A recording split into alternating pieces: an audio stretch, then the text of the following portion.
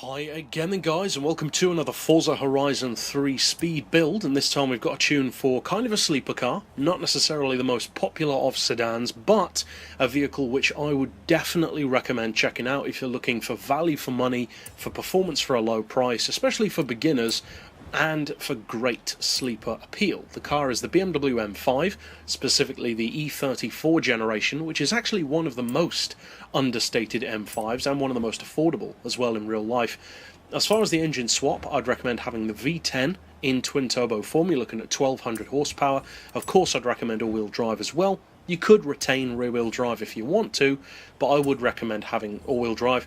You do have some visual options. You've got the wing, the body kit, rims, of course, that's all down to you. And for the rest, basically fit all of your racing parts. Your gears, or your gearbox I should say, your brakes, your suspension, your tyres, or just fit whatever you need to get it to the class that you want. Now, as far as the tuning, and specifically the benchmark, it's pretty rapid, that's for sure. 270 flat out, 2.3 to 60, 4.7 to 100. Now for the gearbox, I'd recommend a final drive of 3.4, then individual gears of 2.89, 1.99, 1.5, 1.18, 0.95 and 0.77. Then for the alignment, we've got neutral camber and toe, as I often do, 4 degrees of caster, anti-roll we've got on 33 and 22, springs on 210, 16, and then just above 16 on the back, basically as low as possible front and rear. Springs we've got, or dampers I should say, we've got on 15 and 7, aero doesn't apply, and for the diff we've got 100% on acceleration, 0 on decel, and a slightly more tail happy tune than usual as far as the split, with 75%. But of course you can adjust that, as with any of the settings. I encourage people to do that, to personalise it more for yourself.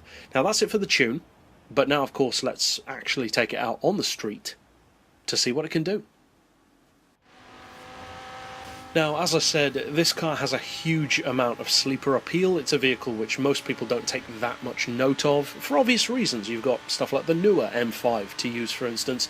However, the performance on this one is very strong, and not just in a straight line. It's good at pretty much everything: drifting, drag racing, top-end racing, and it's got great handling as well.